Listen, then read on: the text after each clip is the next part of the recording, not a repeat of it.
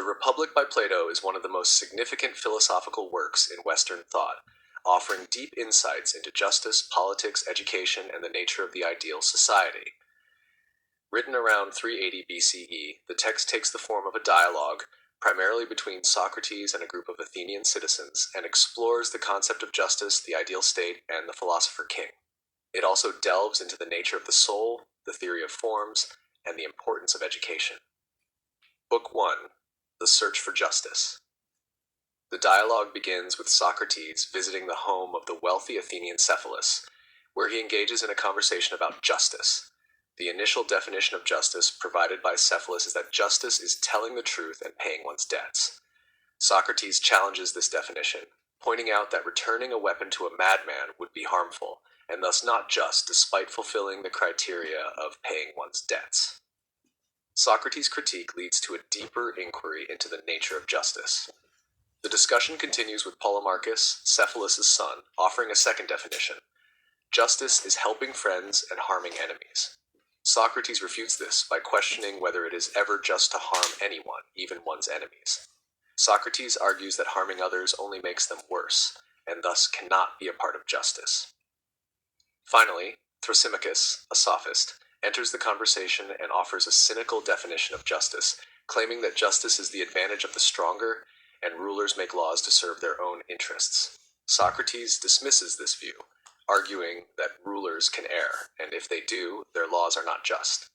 The first book concludes without a clear definition of justice, but it sets the stage for the larger philosophical project of the work, to define what justice is and how it manifests in both the individual and the state. Books for the ideal state. In the following books, Socrates' interlocutors attempt to understand justice by creating an ideal city. Socrates proposes that in order to understand justice in the individual, they must first examine it on a larger scale, in the city, polis. Socrates suggests that a city arises from the needs of individuals, each of whom specializes in one craft or profession. He divides the citizens of the city into three classes: the rulers, philosopher kings, the auxiliaries, soldiers and protectors, and the producers, farmers, artisans, and merchants. Each class has its own role and must perform it for the good of the whole. Socrates argues that the rulers should be philosopher kings, individuals who possess wisdom and knowledge of the forms, particularly the form of the good. These rulers would govern in the interest of the entire city rather than for personal gain. The auxiliaries, or warriors, would protect the city and enforce the ruler's decisions. The producers, who make up the majority of the population, would focus on their individual trades and contribute to the city's material well-being. Socrates further argues that the justice of the city can be found when each class performs its designated role without interfering in the roles of the other classes. This mirrors the idea of justice in the individual, where each part of the soul must fulfill its proper function. Justice, according to Socrates, is the harmonious working of the whole, where each part of the city or the soul contributes to the well-being of the whole. In Book 4, Socrates addresses the three parts of the soul, drawing a parallel between the structure of the ideal city and the structure of the individual soul. The soul is divided into three parts: the rational part, which seeks truth and wisdom; the spirited part, which is concerned with courage and honor; and the appetitive part, which desires physical pleasures and material goods.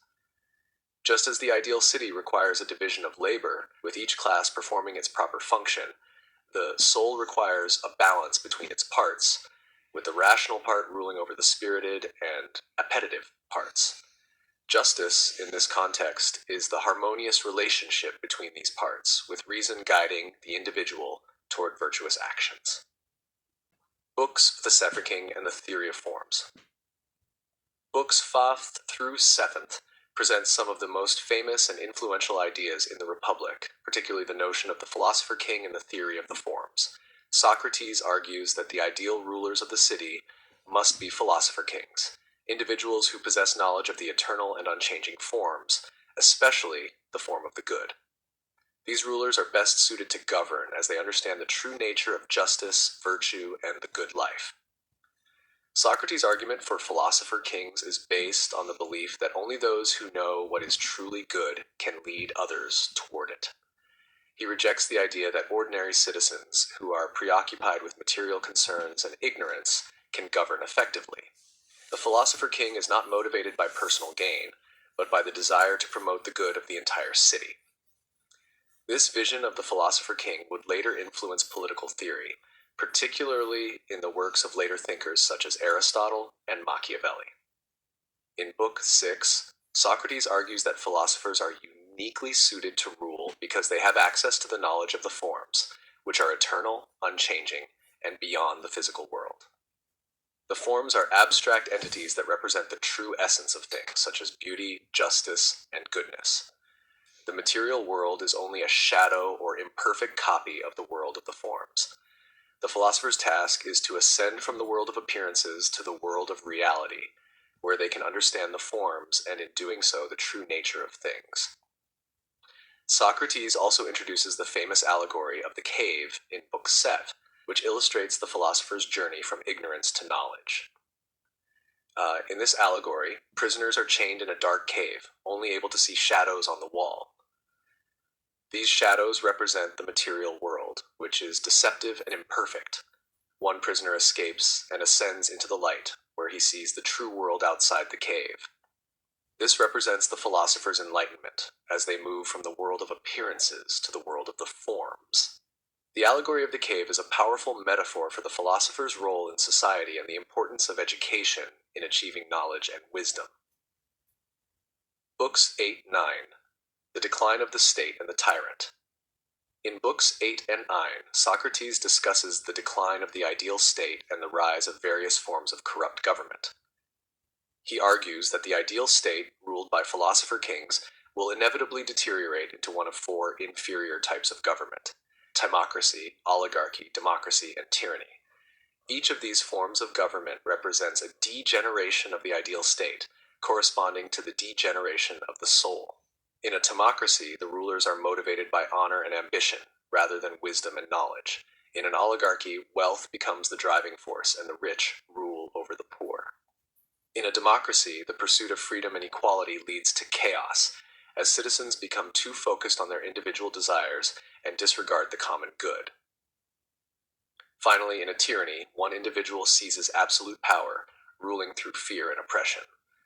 Socrates argues that tyranny is the worst form of government, as the tyrant is driven by the basest desires and is the most enslaved to his appetites. The tyrant's soul is dominated by the appetitive part, leading to a life of extreme indulgence and suffering. This stands in stark contrast to the philosopher king, whose soul is ruled by reason and guided by wisdom. Book X, The Immortality of the Soul and the Reward of Justice. The final book of the Republic focuses on the immortality of the soul and the reward for justice. Socrates argues that the soul is immortal and that individuals are rewarded for living a just life. He presents the myth of Air, a soldier who dies in battle and is resurrected to recount his journey to the afterlife. In the afterlife, souls are judged and sent to either a place of reward or punishment, depending on how they lived their lives. Socrates uses this myth to emphasize the importance of justice and the belief that living a just life leads to a better fate in the afterlife.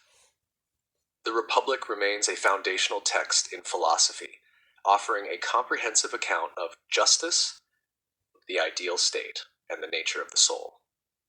Plato's exploration of the philosopher king, the theory of forms, and the structure of the soul has had a lasting influence on political theory, ethics, and metaphysics. The work presents a vision of a just society where reason, wisdom, and education guide individuals toward virtuous lives. Although Plato's ideal state may seem unattainable, the Republic continues to provoke thought and debate, encouraging readers to reflect on the nature of justice, the role of the philosopher, and the possibility of creating a better society.